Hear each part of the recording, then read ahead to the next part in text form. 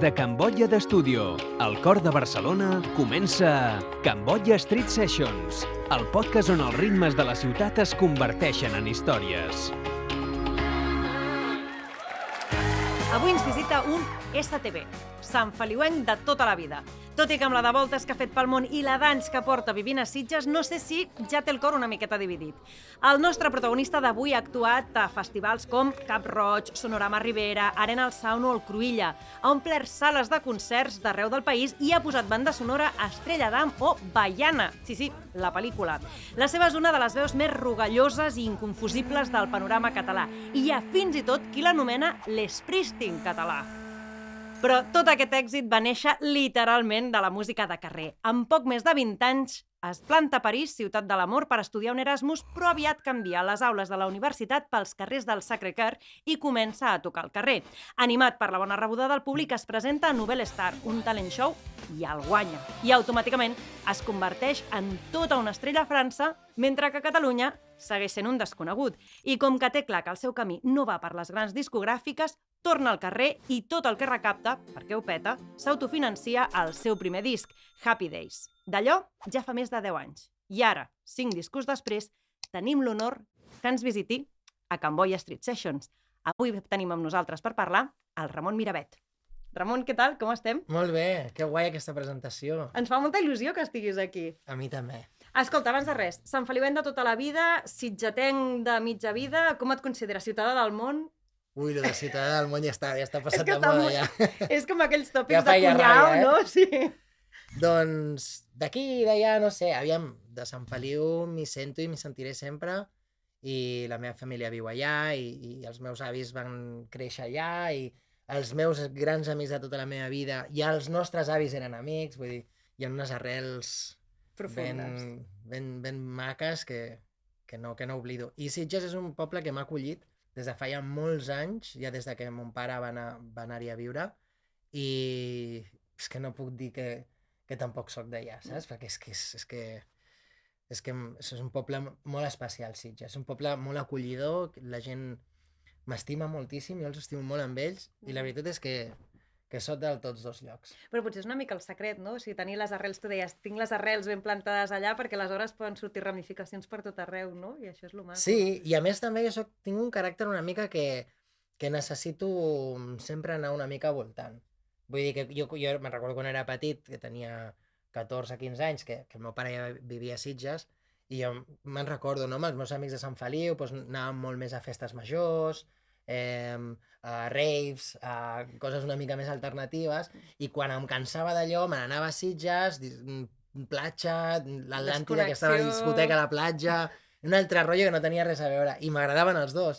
Llavors ja m'agrada, i a mi i em passa ara, perquè quan porto uns dies a Sitges, quan fa temps que no estic a Sitges ho enyoro molt, i quan porto uns dies tinc ganes d'aïllar-me més, llavors pujo Cap de Creus a veure uns col·legues que viuen allà, llavors soc una persona que necessito canviar i alhora m'enyoro molt, i m'agrada tornar, sempre dic que el millor de viatjar és tornar a casa. És la millor part de l'aventura, no?, que diuen? A mi, ostres, quan acabes un viatge i dius, ostres, ja he viscut el que he vingut a viure. I a més és una sensació que ho notes. Sí, jo torno a casa i dic, hòstia, que bé m'ho he passat, però és que ara torno a casa i és l'hòstia on vivim. I és una sort. Sí, joder. També, poder dir que guai viatjar i que guai poder tornar a casa i tenir un lloc on dir-li casa. Ara, quan fèiem aquesta introducció i pensava, no sé si tu mateix, escoltant tot el que has viscut en els últims 15 anys, et sembla tant de pel·lícula com ens ho sembla a nosaltres. Perquè jo crec que això ho poses i vas a Netflix i els dius, mira, t'explicaré la vida d'un tio que ha començat... Hòstia, hòstia, això. No? I és com no sé si molt una pel·lícula extraordinari. em sona a altres vides, però ja no perquè és la meva experiència, sinó jo crec que quan ja comencem a superar els 30, no? 40, 50, hòstia, jo a vegades quan tinc... A mi m'agrada molt a Sitges, m'agrada molt... A vegades vaig a esmorzar i m'agrada... Hi ha una colla de iaios que jo me sento amb ells i xerrem. Estic parlant de 80 cap amunt, de 80 cap amunt. Bueno, més iaios, més rock and roll que cap de nosaltres, I m'agrada parlar amb ells, no? I amb la meva mare, o quan xerràvem amb els meus avis, quan parlem del passat, de les coses que hem fet, són com altres pel·lis. És que són altres vides, saps? I dius, hòstia, quant de temps fa d'això? I, ostres, sí, jo vaig fer això. O l'altre va fer l'altre, hòstia, i la vida és molt curta. però és suficientment llarga per viure molts capítols. I a vegades, quan escolto això, dic, ostres, semblen altres vides, això. O gent que va formar part de la meva vida en moltes coses que has explicat, no? O sigui, que quan ho sents et ja fa venen temps cares. Clar, fa temps que no veig. Soc molt de guardar els contactes, jo, i de conservar-los i de veure'ls. Però clar, és que, hòstia, la vida va a una velocitat Molt ràpida. molt ràpida i llavors de cop i volta és com, hòstia, molt a recordar això. I les entrevistes d'Empar m'agraden molt per això. És molt terapèutic fer una entrevista. Perquè et permeten a tu mateix mirar enrere Sí, i... és un moment d'aturar-se i comences a xerrar, en plan egocèntric total, però mola perquè sembla que vagis al psicòleg i llavors de cop i volta et situa. Bueno, que t'ho hem preparat, has vist que tens com el divan de psicòleg, és en plan, si vols estirar o el que faci falta, no passa res. No, però ara que deies això de que t'agrada conservar les amistats, pensava, avui en dia, amb aquest ritme frenètic, que és molt complicat cuidar bé les relacions, i pensava, en una vida de músic, potser més, no? Perquè ara tens un vol, ara tens un assaig, ara no sé què, o sigui, com t'ho fas? Sí, jo intento protegir-me molt de... I ho faig inconscientment. De fet, és la primera vegada que diré el que diré ara, però intento protegir-me molt d'inputs, d'informació. Saps? Estem molt bombardejats, no? Que si el WhatsApp, que si vídeos, que si... Llavors intento... O sigui, WhatsApp, per exemple, no en tinc. Intento no utilitzar les xarxes a nivell d'oci, d'entreteniment. Intento no seguir a ningú, no perquè no m'interessi la gent, perquè jo m'estimo molt la gent, a mi el que vull és quedar, fer un cafè i que la gent m'expliqui què està fent. Potser precisament perquè t'interessa la gent. Sí, no sé, intento protegir-me de molta informació per quan estàs amb la gent estar relaxat i poder donar alguna de la teva energia i compartir-la, perquè és que si no acabes... Bueno, el món d'avui en dia és esgotador. És mortal. I en realitat no fotem res. Bueno, anem amunt i avall, però no sabem perseguint la llebre, saps? 100%. Ara aquí, acaba el dia i diu, sí, però bueno, avui he fet alguna que dintre de 20 anys recordaré? Hòstia, doncs no. Doncs potser aquest dia hi ha coses que he de canviar a la meva vida perquè llavors intento això. Que fort. I és molt xulo que diguis que no tens WhatsApp i que realment, perquè crec que ets de les primeres persones que ho viu des d'aquest cantó, no? Almenys amb la gent que hem tingut aquí, perquè normalment, últimament, totes les converses són precisament això. Ostres, em passo el dia fent scroll, no? Perdent el temps, totes les connexions que fas. Ho odio. O sigui, jo tinc converses amb mi quan tingui 90 anys. I dius... Et projectes a tu com... M'encanta, quan tinc dubtes i tal. O sigui, relativitzes... superfàcil. O sigui, el iaio o la iaia et diu, tira cap endavant i fes això. No preocupis per això, que és una tonteria, no? Clar, jo m'imagino, hòstia, el dia que abans de morir em vingui un tio i diu, mira, has passat tants dies mirant la pantalla del mòbil. Hòstia, quina pena. Puta merda. No? Molt més ben doncs ja està. Tal qual.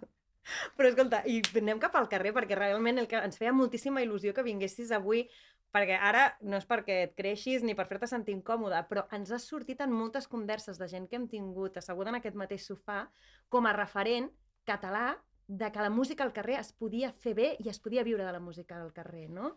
Doncs que guai. O sigui que has sigut com referent per molta gent. Doncs increïble. I mira, quan m'estaves dient ha sigut referent, m'han vingut al cap els meus referents del carrer. I bueno, doncs una passada que la gent pensi en mi a l'hora de prendre una decisió valenta al principi, perquè al principi és valenta, després és molt fàcil, però al principi és valent. Quan la vas prendre tu? Si recordes el moment que vas dir, va, vaig al carrer. O sigui, jo tinc un vídeo d'això, i ara me'l demanareu, hòstia. Ara no, però quan acabi l'entrevista li demanarem. No sé on està. Però tinc un vídeo d'això. Jo estava a París fent Erasmus i jo tenia 21 anys o així. Fa 4 dies. Sí. I jo sempre havia... O sigui, la meva gran por a la meva vida, a part de que m'abduïssin els extraterrestres... Va. Sí. Real. Quan era petit. Vale, però ara... És que a mi m'encanta el rotllo aquest. Era cantar davant del públic. No podia. Jo havia estudiat piano i ho vaig tenir que deixar no sé si tenia 9 o 11 anys, perquè és que no podia tocar, ni cantava, no podia tocar davant de gent, posava molt nerviós. Em tremolava tot el cos, no estava còmode, no... I m'encantava la música, però una cosa meva de dins, d'estar tancat al quarto de música del meu pare i agafar el piano i i era el meu diari personal allà, jo pues, vomitava tot. Fins i tot sent tan petit, O sigui, Sí, no, hi jo trobaves era un meu. refugi. Només cantava amb mons pares al cotxe, rotllo que anàvem a algun lloc i cantava allà. I estàvem d'Erasmus, jo tenia això 21 anys o així, i jo, a mi m'agradava molt la música al carrer, perquè els meus pares eren músics. Tots dos, no, més? Sí, clar, i jo estava molt acostumat a veure els meus pares a l'escenari, era com algo molt normal, però veure els músics de carrer a mi em flipava. Perquè era una cosa superdiferent. Clar, jo anava amb la meva mare per Ciutat Vella, per Barcelona, i deia, qui és aquest tio tocant? D'on ha tret aquest piano? L'ha baixat amb les rodes? Com l'ha portat fins aquí? Està tocant, que guai toca. A més, tocant... Aquell és un dels meus referents, aquest paio. Jo crec que era algo nòrdic. Jo era molt petit, per saber, jo no me'n recordo ni com es deia ni res. I tenia un piano de fusta i tenia Una bocina? Sí. Llavors quan acabava feia... I la gent, gràcies! Era molt guai aquell tio. Tocava rotllo jazz antic. Hosti, Perquè era molt guai, no cantava, I després hi havia un altre noi, que ara no me'n recordo com es diu, que és holandès, que aquell va ser el meu... O sigui, jo estava tenia una inquietud molt gran per aquesta gent. D'on són? Per què toquen al carrer? Per què ho fan tan bé? Que els mou, no? Sí, què fan allà? No, i era tan petit que no tenia tampoc el concepte del diner, Clar. saps? Jo tenia el concepte musical de dir, hòstia, estan cantant al carrer, per què ho fan i d'on són? I llavors, clar, tot allò d'alguna manera va quedar dins, i quan estava a París, allà a París hi ha molta música al carrer, no tant com a Anglaterra, però a París bastant. I vam començar a seguir amb els col·legues, no? Els típics alemans, italians, o allò, col·legues que et fas. I anàvem voltant i seguíem a dos músics de carrer, un que es deia Xam, que era de l'illa de la Reunió, no sé com es diu en català, l'illa de la Reunió. Ni idea. Però bueno, està per allà a l'oceà... Crec que és l'oceà Índic, per allà, no molt lluny de les Seychelles, però per allà, fet que no sé, ara potser l'estic liant, però bueno. L'illa de la Reunió, aceptamos pulpo. L'illa de la Reunió. L'illa de la Reunió. Però era ciutadà francès, I després el Dave, que era un anglès, que era el més top que jo he escoltat al carrer. Era increïble aquell tio. Llavors anaven els dos junts i anaven per París tocant, un dia a Montmartre, un dia davant de Notre Dame, un dia pel riu Sena i tal. I nosaltres anàvem seguint, però rotllo en plan, demà on anireu? Demà estarem allà. Sereu els grupis del David Deixam. Exacte, llavors nosaltres compràvem típic formatge barato, el fuet barato, el vi horrible, i fèiem picnic, no? Rotllo parisino. No, ja ampolla, ja una mica. El tetrabric ja l'havíem deixat enrere. Però ampolla de roscar. Sí. No, i el dia el típic que deia, tranquis, i llavors quedava com un rei. I érem grans, no? 21 anys, i fèiem el nostre pícnic allà. Llavors seguíem aquests i tocaven. I una nit, que és el que tinc al vídeo, perquè em va gravar un col·lega, jo anava una mica així, havíem begut una mica de birra, tal, i anava com alegre, i no sé com, estaven tocant la cançó de, me'n recordo, els acords de... Yeah, I say, hey, what's going on? Estaven cantant aquesta. Jo no me'n recordo què va passar, que jo em vaig aixecar i vaig posar-me al mig d'ells dos amb el micro i vaig començar a cantar anglès inventat, melodia inventada, perquè jo aquesta cançó la conec però no en sé la lletra, i vaig improvisar a sobre, que és el que sempre havia estat molt a gust, m'havia sentit molt a gust, improvisant i inventant-me l'anglès. I llavors acabo i la gent estàvem a peu d'escena, Notre Dame estava aquí, a peu d'escena hi ha unes escales que baixes, ells estaven aquí i la gent estava asseguda a les escales. Sí. Hi haurien com, jo què sé, 100 persones. I vaig acabar de cantar i la gent va començar a aplaudir i aquell és el moment que em va fer clic al meu cap. Que vaig dir, buah, que guai. O sigui, jo vull cantar. O sigui, aquell dia va morir la por escènica i va néixer Ramon Miravet. I allà vaig acabar l'Erasmus, vaig tornar cap a casa, li vaig dir a uns pares, bueno, vaig acabar la carrera, vaig dir a uns pares que no em venia gaire... Vaig arribar a fer una entrevista de treball a la Caixa i a la Diagonal, ja és que hi ha dos... Sí, les torres. Les torres aquell, i vaig passar tots el test no sé què, i vaig arribar a l'entrevista final amb el tio. És quina vida més diferent haguessis tingut. Clar, no, i em deia, però tu què vols? Pues jo tinc ganes de viatjar, jo no em veig tan... I dic, tio, sí, em mola molt el teu perfil, però saps que estàs anant a lo contrari. Viatja i ja tornaràs. Truca'm quan torni, i no vaig tornar. Llavors vaig arribar a casa, vaig dir als meus pares, vull comprar-me una guitarra, i no sabia tocar la guitarra. I no sabia parlar anglès. Llavors amb el Dave aquest no sabia parlar francès, em molava molt el que feia i no podíem parlar, intentàvem parlar però no... Bueno, era algo musical. I jo tenia una amiga aquesta espineta també clavada de no saber parlar anglès, perquè els Erasmus tothom parlava anglès. i és que no sabia ni demanar per anar al lavabo. I llavors els vaig dir, mira, encara no em veig treballant, vull anar a Anglaterra, em vaig trobar allà una escola per un mes a Brighton, la més barata del món. Brighton, la més barata del món, i vaig anar, a més, amb una subvenció que donava la Generalitat, me'n recordo, i vaig anar un mes, i em vaig estar 6 anys. No a Brighton, sinó 6 anys, ja va començar ja tota la història aquesta. Però 6 anys per Regne Unit, o és quan vas tornar a França, vas anar... Exacte, sí, per mi el període del carrer són 6 anys, que comença el 2007-2008 fins al 2013. Que fort. I tens claríssim com vas començar? Recordes l'últim dia? O sigui, perquè dius, és un període de 6 anys. Saps quan va començar? L'últim dia el recordo perfectament, perquè ja era 2013, jo ja havia començat a gravar el meu primer disc, el Happy Days, i hi havia un tema que no havia quedat molt bé. En la gravació? En la gravació, no havia quedat molt bé. I perquè quedés bé, jo en aquell moment volia una secció de metalls. I aquesta secció de metalls s'havia de pagar.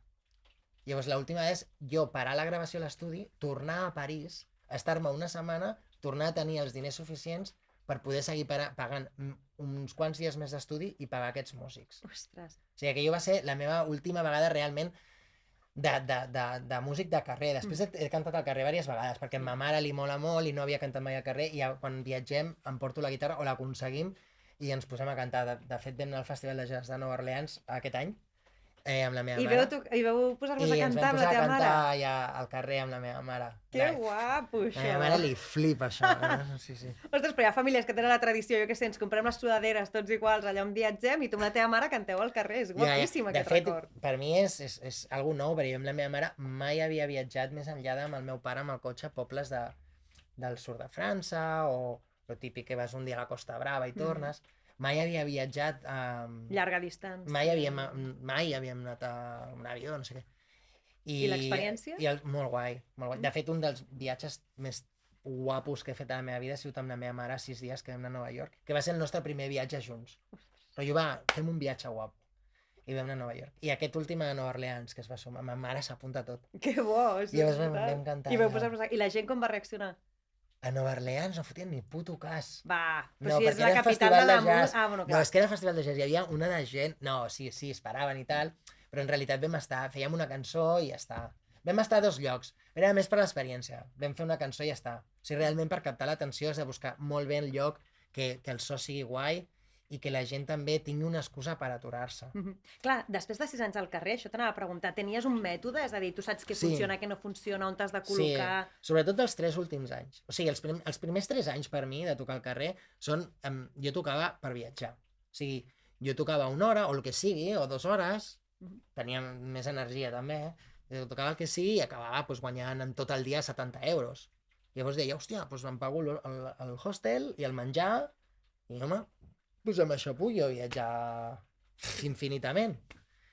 I, clar, després de 3 anys de voltar, veus els llocs. Per exemple, Anglaterra és un lloc increïble per tocar al carrer, però per connectar amb altres músics. Perquè està superben organitzat, no? Bueno, perquè hi ha molts músics. O sigui, hi ha molta gent jove que fa música. I per tant s'aprecia. Molt. I a mi em va canviar molt també la manera de pensar, perquè jo a Anglaterra, quan vaig anar, vaig treballar a cuiner i estava de cambrer. Però vaig conèixer molta gent jove, molts músics, que també treballaven de cambrer. I tu els deies, i què, tu què et dediques? I jo soc músic. Sí, això no em vivien defineix. de la música, però deien, jo soc músic. I jo dic, joder, hòstia, doncs jo també ho començaré a dir. Jo també soc músic. Sí, vale, jo soc músic. I, hòstia, m'ha vingut al cap una anècdota molt bona, tio, a l'INEM. Potser no ve al cas. No, home, i tant. Vas anar a l'INEM i vas dir que era... No, perquè la primera vegada que jo vaig dir que soc músic, jo havia treballat de cambrer tota la vida, no? I quan vaig començar a cantar al carrer, la meva mare em va dir, vés a l'INEM, estic tan out que no, es diu INEM, no?, lo de l'atur. Diu, vés a l'INEM i posa't allà, perquè potser de tants anys pots cobrar alguna cosa, o ja no me'n recordo, o almenys inscriu-te, perquè si estàs tocant al carrer però no estàs treballant, i vaig a l'INEM de Sant Feliu de Llobregat. I m'atén un senyor. I diu, professió. I jo, bueno, potser no em va parlar així, jo recordo ara així. Diu, professió, i dic, músic. Músic? I estàs aquí? Jo, sí. Però si els músics viviu molt bé. Home, el meu germà és músic i viu molt bé. I jo dic, bueno, no sé, jo què sé, no ho sé, doncs jo encara no. I diu, i què sé, i al final li vaig dir, i bueno, qui és el teu germà? Diu, el Chamorro. Va! I jo dic, joder, doncs vale, doncs jo encara no. És bona aquesta, És boníssim, o sigui, Joan Chamorro, el seu germà. Sí, el seu germà, tio. Que bo! Bueno, total, i Anglaterra és un lloc molt guapo per connectar, perquè és que es pot tocar tot arreu. O sigui, aquí estem a anys llum d'això. Barcelona és una puta basura a aquest nivell. Per què? Perquè hi ha molts problemes. Cada bar musical que obre, cada bar musical que té problemes, que han de tancar. Jo em recordo el 37 grados, que jo vaig començar a tocar allà, que eren com cosins germans del Mediterrani. Sí. Va durar molt poc, era un bar molt guai. Allà ens vam reunir molts músics molt xulos, que jo era molt petit, que per mi, hòstia, vam fer una colla molt xula. El Joan Tena, la Bet, Ismael Linarejos, que no el coneixeu, viu a Anglaterra, musicades que ens reuníem allà cada dissabte, van tenir que tancar perquè la llei és una merda. O sigui, no sé com funciona, si un veí es queixa i han de... Una merda. No, i a més, Llavors això perquè no tinguis perquè aquests llocs també tens referents, pots contactar amb diferents generacions. Aquí. Clar. Per això a Anglaterra, a nivell música Musical. moderna, pues, han sortit totes les coses que han sortit. Saps? Són deixant de banda tota la música pues, americana, sigui, estem anys llum d'una illa, Gran Bretanya, que té un impacte cultural a nivell musical, a nivell de tot, sí, sí. No? D'escriptura, de tot. Per què? Perquè la gent fa coses. Per què? Perquè es pot fer coses. I aquí no. I França no està al nivell d'Anglaterra, però a França hi ha molt de turisme. I llavors els meus últims 3 anys de tocar al carrer, quan ja em gravo una maqueta, jo ja sé quin és el lloc. I són les escales del Sacré-Cœur i sé quina és l'hora, les 12 del migdia. Si vas allà... Sí, llavors jo tocava de 12 a 1 cada dia que podia. Una hora només? És que una hora, perquè cada ciutat té la seva llei al carrer. O sigui, cada ciutat té la seva llei. Per exemple, tu a Barcelona no pots tocar. Bueno, hi ha el... Sí, ara ja no sé com funciona, ja et parlo de fa 15 anys. Però a Barcelona tu no pots tocar, amplificat o no, no pots tocar. A Madrid, si no estàs amplificat, pots tocar. No necessites cap permís, aquí necessites permís. Abans no, ara no ho sé. París necessites un permís. Però clar, jo mai he tocat amb permís, en lloc on he tocat. I he tocat a Barcelona, el 2009 vaig estar tot l'estiu. Jo mai... De fet, l'últim dia que vaig decidir, avui és l'últim dia que ja toco aquí, perquè ja havia viscut una etapa, tot el juliol tocat al costat de la plaça Felip Neri, al costat de la catedral, jo tocava. Hi ha algun vídeo, us l'he enviat, ja us l'enviaré. I allà tocava jo. I l'últim dia que vaig dir, avui és l'últim dia. Aquell dia, l'única vegada a la meva vida que he tingut problema, va venir la policia. I què et van dir? Sí, quin tio més dèspota i més... I a part, jo estava menjant pipes, el tio parlava molt malament i te puedo multar por las pipas en el suelo. Tenia a mi en 2 pipes, jo, perdona. Que clar, poden multar, poden treure la guitarra... Els instruments te'ls poden confiscar. Clar, és una putada. Però bueno, jo a París, jo no demanava mai permís. Per què? Perquè soc un noi de Barcelona que canta en anglès, que toca la guitarra. No té res a veure amb la cultura francesa. Ni canto cançó francesa, ni toco l'acordió, ni toco l'arpa, ni toco la banda sonora d'Amélie. Saps? Mai em donarien aquell permís. Llavors, per què tocava a les 12? Perquè de 10 a 12 tocava l'Hugo, que era un francès mig uruguaio que tocava l'arpa. Tocat tota la vida, tocat allà. Tots els turistes tenen un vídeo de l'Hugo. Llavors, ell té permís. Llavors, tu si et poses a tocar... Ell tocava a les cales però una mica més avall. Si jo em posava a tocar a l'hora que em passava ell... És com competències. I és més respectuós per ell i ell té el permís. Ell pot dir, escolta, hi ha un tio aquí que està tocant i a mi em poden multar. Estaries buscant problemes. Llavors, jo he de tocar quan ningú amb permís no està tocant. Que això no és legal, però és la llei del músic de carrer a París.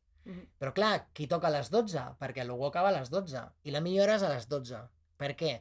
Perquè el Montmartre és un lloc molt maco, que a les 12 és un lloc molt familiar. Però a mesura que va passant el temps, hi ha venedors, que la majoria són de... No me'n recordo quin país, que està al costat de la Índia, que són molt macos, però tots... Bueno, hi ha moltes màfies al carrer. Un són els lladres, són els... Hi ha molts tipus de lladres allà, des de carteristes fins als que es lliguen a turistes i acaben a l'hotel i pel matí els turistes s'aixequen i ja no tenen res. Tots conviuen allà. Hi ha gent que venen cerveses, hi ha gent que... Llavors, tota aquesta gent floreix quan la policia no hi és, no? Llavors, tu per tocar al carrer has de saber on vas a tocar.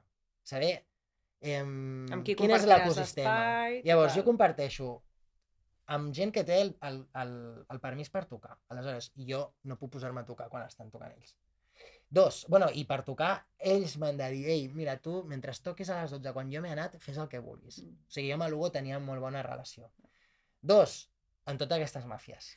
Tres, has de saber quins polis... Al final, ja, després de 3 anys, els polis saben qui ets tu. Has de I tu saber saps qui les són teves els polis. cançons i tot. Clar, els tu saps polis, quan al final. els polis de la bicicleta que venen amb la bicicleta són una mica més permissius.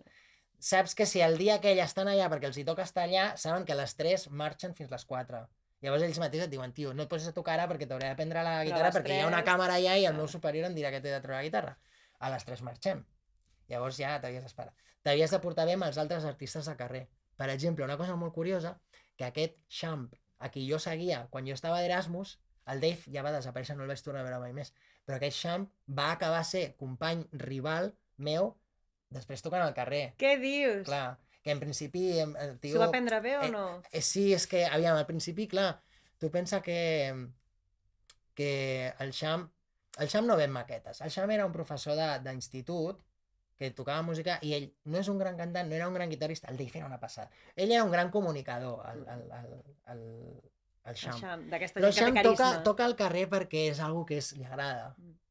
No és una necessitat econòmica. Ell potser estava tocant una hora i feia 20 o 30 euros. Clar, no venia maqueta, era un altre rotllo, era una cosa més, tio, una cosa que hi ha gent que era la seva passió, Montmartre i toquen. Jo estava allà amb un objectiu molt clar, que era gravar el meu disc. Pasta. Llavors jo estava allà, tenia les meves maquetes, per què tocava una hora? Perquè quan a Lugo marxava, el primer músic de carrer sense permís que arribés era el primer que tocava. O sigui, el primer que arriba, el primer que seu. Llavors, clar, tu arribaves, hi ha les escales de Montmartre, aquí aquí el Sacre Cor i aquí hi ha unes baranes. Sí. Jo arribava allà amb una guitarra que no era meva, amb un ampli que no era meu. Jo arribava i jo ja deixava la guitarra a darrere de la barana. Guarda el lloc. Guardada allà. Llavors, jo arribava, que ara us explicaré, que és molt guai. M'estic enrotllant molt i aniré molt ràpid, però és que és superinteressant. Jo deixava la guitarra allà. I aleshores, clar, com que quan el Xam arribava, ja deia, hòstia, hi ha la guitarra del Ramon. Jo ja sé que, el Xam ja deia, jo ja sé que començo a la 1. Perquè el de 12 a 1 era meva. Per què volia tocar a les 12? Perquè l'ambient del Montmartre, a les 7 de la tarda, era un altre. Birres, alcohol, hi ha molta gent indigent, sobretot molts immigrants d'Argèlia, Marroc, amb qui jo tenia converses superboniques cada matí. De l'islam, de futbol, del Barça de Ronaldinho, aquella època. Clar, aleshores, ells vivien allà, dormien al carrer. Jo, per ser el primer artista, per començar a les 12 al migdia, jo m'aixecava a les 7, allà on estava.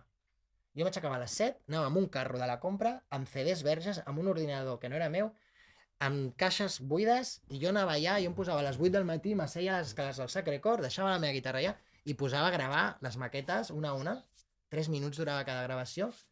Llavors, clar, jo veia el que s'ha... Jo tinc vídeos superxulos de la meva colla d'allà, que eren tots els immigrants que dormien allà.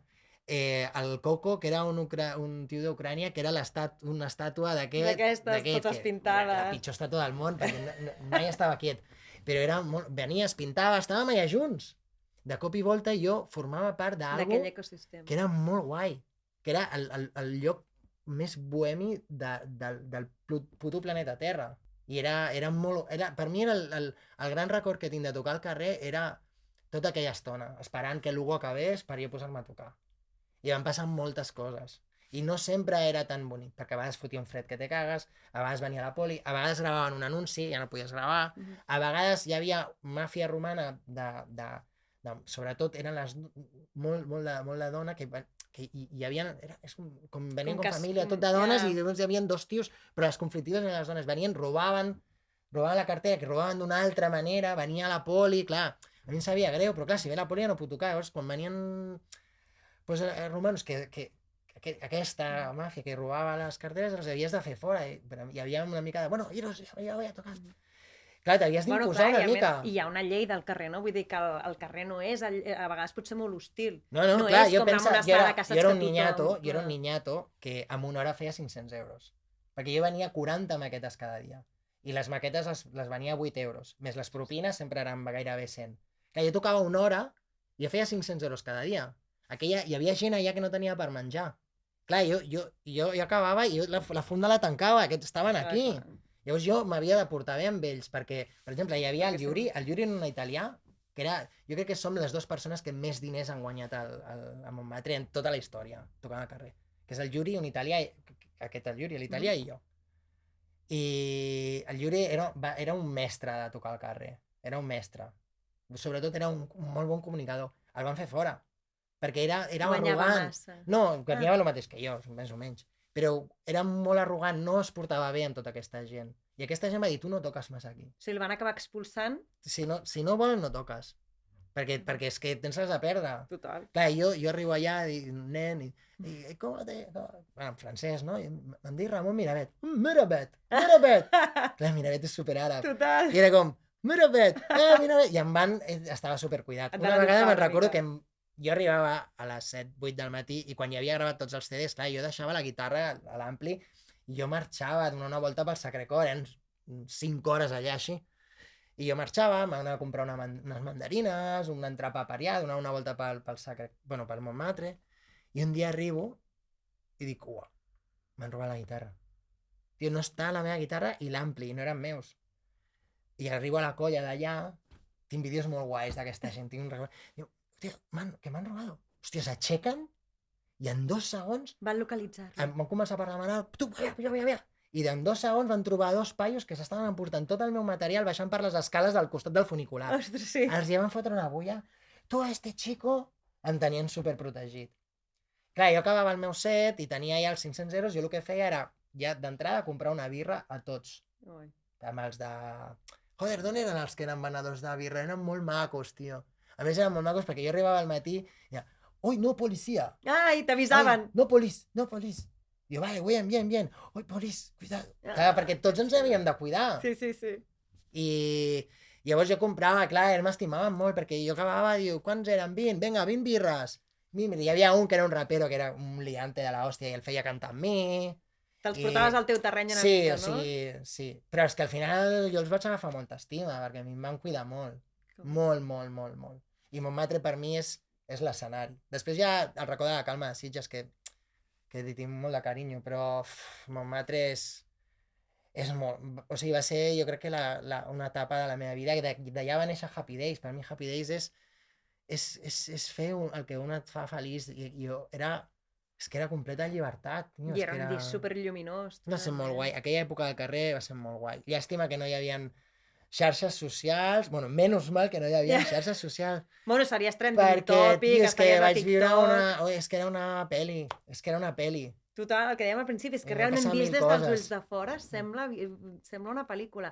I has tornat a tenir mai aquesta sensació? Perquè se t'han il·luminat els ulls, no?, quan estaves recordant tot això. Sí, fa 1000 anys que no et xerro tant sobre això. Pues has tingut la sensació, o aquest record, quan has començat a tocar amb grans escenaris? Perquè, clar, després has viscut coses espectaculars, també. És comparable la sensació de plenitud que ara estaves explicant, de comunitat, de sentir que és el teu lloc al món? No, és diferent. Jo, per mi, l'escenari és... Lo guai dels escenaris és el poder fer la teva primera sala i que vinguin 30 persones i que la següent sala vinguin 100 i que la següent vinguin 500 i que la següent vinguin 1.000. Això és lo bonic de començar una carrera o un projecte.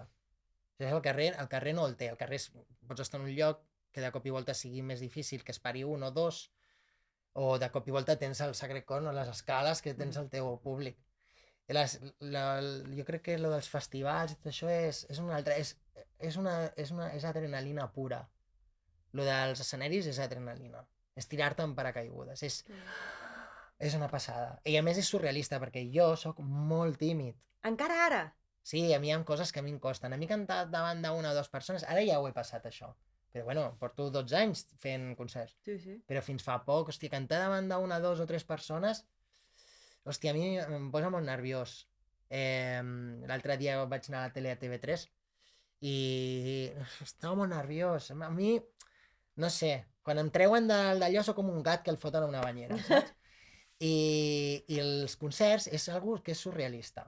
Perquè, per això dic que és com tirar-se en paracaigudes, que jo no m'he tirat, però la gent diu, hòstia, jo tinc vèrtic i jo m'he tirat en paracaigudes, però perquè és que no tens sensació. Perquè tens una distància, Ja, no? jo mental. veus una massa de gent que és raro, és com que estàs amb tota aquella gent i alhora estàs en una bombolla que estàs connectant amb alguna com si estiguessis a l'habitació de casa teva.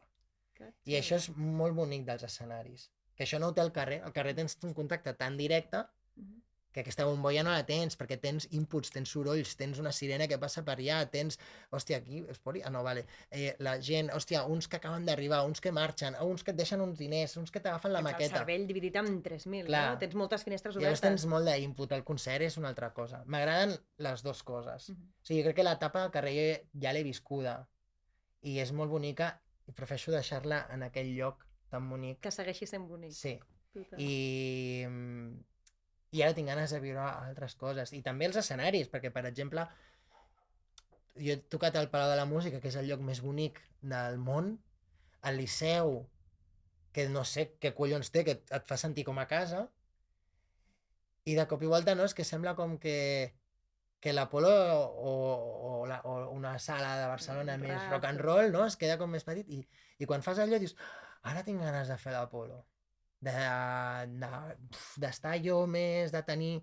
És que tot és supermaco i molt anar compaginat. De fet, presentes el disc a l'Apolo, tu. Sí. El teu nou disc, el 5è. Que és un disc molt... O sigui, que t'ho està dient tothom, no? Que és com molt diferent, perquè, ai, que bé, sentim el Ramon cantar en català. Jo anava a dir-te, ja t'hem sentit cantar en català, no? A la Marató de TV3 un parell de vegades, una vegada vaig fer una Nadala, però realment algun plan de, ei, pam, el disc. I per què? Ara sí. Perquè primer també tot són etapes de la vida i ara tenia ganes de... Al final la vida són anar trencant barreres i pors. Sí. I jo cantava anglès i em sento molt còmode perquè jo feia watchimoring de petit i l'anglès té una musicalitat que la tinc com molt... Perdó, el noi que no sabia anglès, que es va ratllar perquè no sabia anglès i se'n va anar a Anglaterra per un mes, es sentia molt còmode gravant en anglès. Però al final també són màscares, Que La guitarra és una màscara. A mi em treus la guitarra i em fots cantar així i no sé què fer. Et falta... Són escuts, no?, que et van protegint de despullar-te. I per mi, aquest disc, sempre intento ser molt honest amb la meva música, però cada disc vull donar una passa més. Llavors, per mi aquest disc era el moment d'obrir-me una miqueta més. I hi ha cançons que havien de ser en català o en castellà, perquè havien de ser així, perquè honestament les pensava en aquesta llengua. O li estic dient a algú amb qui jo parlo català. Llavors havia de ser així.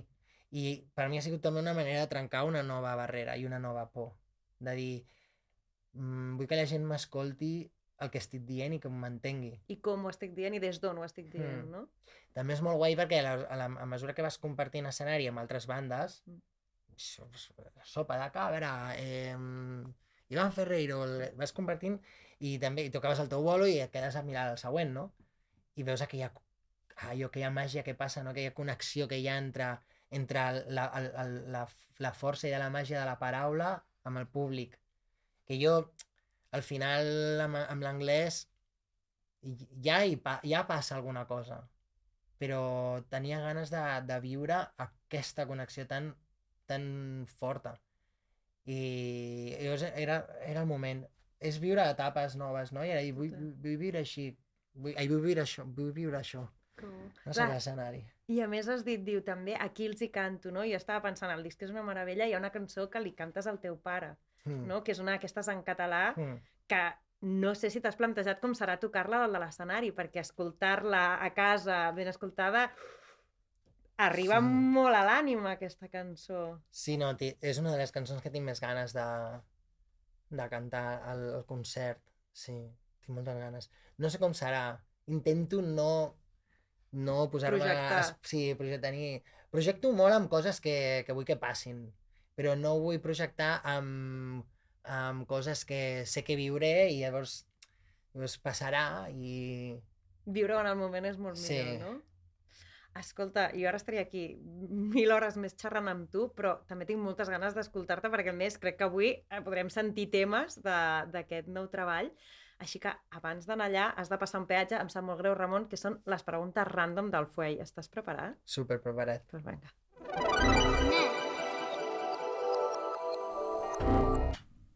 Hola, Hello. ¿Qué tal? Aquí esperant les teves preguntes Són random. palomites? Són palomites... Oh, jo ara me'n menjaria, Què tal, Fuey? Bé. Hola, Ramon. Va. Molt bé. Bé. Pues porto les preguntes random perquè juguis una miqueta i, bueno, has de triar. Ah, jo? Vale, vinga, la primera. Sí, la primera. Les obro jo? Les pots obrir tu o... com vulguis. Ai, merda, s'estic trencant el sobre. T'ajudi.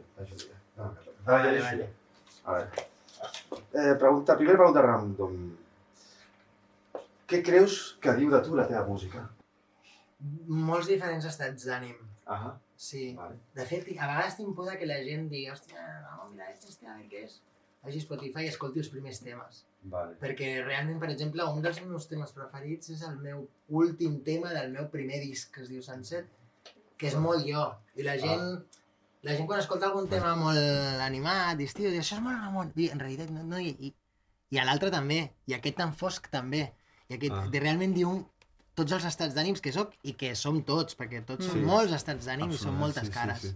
I és important també, ara, abans que deies a les xarxes socials, que sembla que només ara es projecti un tipus d'estat d'ànim i és superimportant recordar que, escolta, passem per tot arreu. No, i a mi a vegades em passa que jo dic, hòstia, no està funcionant aquest tema, o aquests... Joder, tio, vull fer un vídeo de dir... Però per què, hòstia, s'has de dir, rotllo, ei, que això està... I llavors tens la gent, no?, que t'assessora, la gent que t'estima, o la gent de l'oficina, i dic, hòstia, però has de mostrar una actitud alegre, que tot va bé, que tot tan... I a vegades no. A vegades no surten bé les coses. Ara que l'estic escoltant més a prop, Maria, la teva veu em recorda molt a la veu de Bob Dylan. Ah, sí? T'ho juro. Que guai. T'ho juro. Parlada? Parlada, sí, és una veu així... Hosti, t'hem dit Springsteen i t'hem dit sigui, Dylan. Sí, això del Dylan. Amb el color aquest. El color del Dylan de... És veritat? Absolutament, sí. Haurem de veure el biopic a veure si el Timothée Chalamet fa tan bé com ell o no. Que també, precisament, té una... És veritat, té un rang brutal. Sí, sí. Parla de tot el Dylan en la seva carrera i la seva obra, no? Sí. Vale. Què fas quan no et sents inspirat per tocar o composar? Què fas? O sigui, quan... Parar i... anar a caminar. M'agrada molt caminar. Molt. O sigui, m'agrada molt caminar. A més, m'agrada molt posar els peus a l'aigua, al mar, encara que sigui hivern, i posar-me les mans a darrere com un iaio i caminar. Tens una mica esperit iaio, eh? Sí, molt. Molt. I sobretot viatjar. Jo crec que viatjar és una hòstia d'inspiració constant. Sí, perquè passar moltes hores a l'estudi o intentar fer coses, o sigui, l'equilibri entre currar i la inspiració és difícil, m'imagino. De totes maneres, tampoc és que jo tingui una rutina de treball, Vull dir, jo potser no agafo la guitarra en dies, setmanes. O sigui, jo agafo la guitarra perquè em ve de gust tocar, però no... Jo sempre estic inspirat, però no per composar. Per viure, per... Sí, i quan estic cansat me'n vaig a dormir. O sigui, quan no estàs bloquejat, te'n vas a dormir i el dia següent és un altre dia i estàs inspirat sempre, constantment. Vull dir, mai he tingut allò, rotllo... Quan tinc un bloqueig, estàs cansat, deixa el que estàs fent, vés a donar una volta o vés a anar a dormir i demà serà un altre dia. I no et fiquis tanta pressió per... relativitzar, no? Fer coses, no? Això és molt important. Total. La última. La última, txan. Quina cançó sempre et fa emocionar quan l'escoltes o toques? Aquesta és bona, com a cierre de temporada també. Quina cançó és la que sempre et fa emocionar quan l'escoltes? Moltes cançons. Podries dir-ne una? Sí, a mi, saps? Jo tinc també una norma que quan poses shuffle, saps? Allò de cançons random que et van sortint, quan surt una de Nick Drake, mai la passo. És igual l'estat de Nick que estigui. Jo ho escolto de l'Aix. Però no és que em faci plorar. Jo és que ploro molt fàcil. De cop i volta, per exemple, o sigui, jo els musicals no sou molt... La gent que li agrada els musicals són molt fan. Jo, bueno, no sé. I de cop i volta, potser no he vist ni la pel·lícula de El Gran Showman. Hi ha una de... Me la poso al cotxe o me la posen i ploro molt fàcil. Ploro amb això. O jo què sé, quan em posen cançons de Chicago, que era el grup preferit del meu pare, hòstia, no puc, tio. O el Yes, el que escoltava el meu pare, les veus de Yes, aquestes agudes, quan escolto aquest rotllo setantero, rock, sinfònic... És que jo ploro molt fàcil, Hi ha moltes, Podria plorar amb Nirvana i tot, imagina't. Sí, hi ha algunes que sí, és veritat. Sí, no sé si plorarem o no, jo crec que sí amb la teva música, de bo, d'emocionar-nos, que anem a deixar que toqui i així ens emocionem. Vinga, som-hi. Ramon, gràcies per venir, ens ha fet una il·lusió tremenda que estiguis aquí al Cambodia Street Sessions, de A mi debò. també, i sou molt valents a continuar, que tingueu molta sort i que el viatge sigui llarg. Gràcies. Ara tocaré una cançó que es diu Per sempre més, que està en el meu últim disc, i no és la primera cançó que he escrit en català, però d'alguna manera sí. D'alguna manera sí.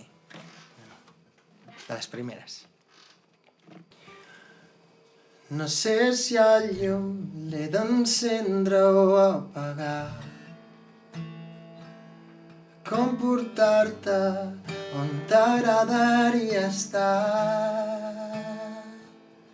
I faig veure que somies.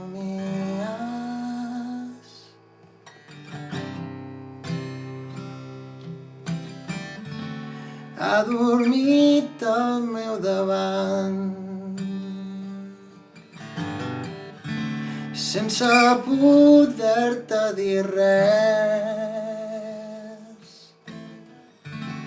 Com et trobaré a faltar? I segueixo refent tot el que has deixat,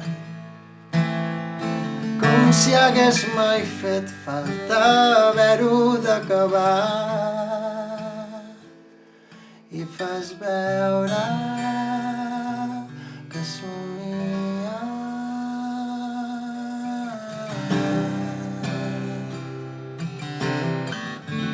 I veig com les teves mans, sense voler-me dir res, ja m'estan dient que te'n vas.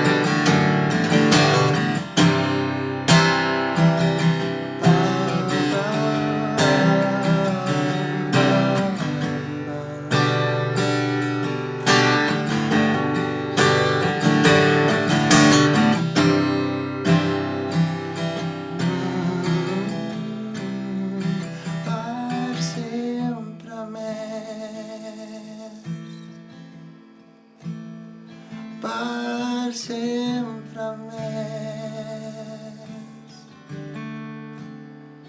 per sempre més, ja m'estàs dient que te'n vas. Bé, ara vaig a fer una cançó molt especial per mi. És una cançó que tocava molt a la meva època de músic de carrer. Aprofitem que estem aquí al Cambodia Street Sessions per recuperar-la i fa 1000 anys que no la toco, però d'alguna manera està ja en algun punt del meu cervell, segur que la faig d'una tirada. I era una cançó que m'ajudava molt al final dels meus sets al carrer, ja per deixar-ho molt a dalt. I és un seguit d'acords que vaig trobar molt fàcils, que ho podeu fer a casa, i que de cop i volta vaig veure que podia compaginar moltes cançons aquí dins. I era el meu medley final. I amb això deixava el llistó ben alt, venia moltes maquetes i la funda de la guitarra estava plena de bitllets. I fa així.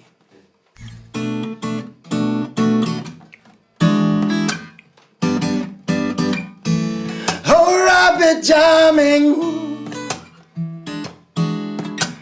I wanna jam in with you. Jamming, you're jamming, and I hope you like it jamming too. Ain't no rules anyhow, I can't do it anyhow, so we gotta satisfy it. Half of the price, we have the price, we live in sacrifice. We got a lot of vows, Oh, go be jamming, jamming, jamming, jamming. Jam the name of the Lord. Jamming, oh jamming. And I hope you like it jamming too. So Roxanne, you don't have to put on the red light. Those days are over. You don't have to say your body to the night. I love you since I knew you. I wouldn't talk down to you. Have to tell you just how I feel. I won't share it with another boy.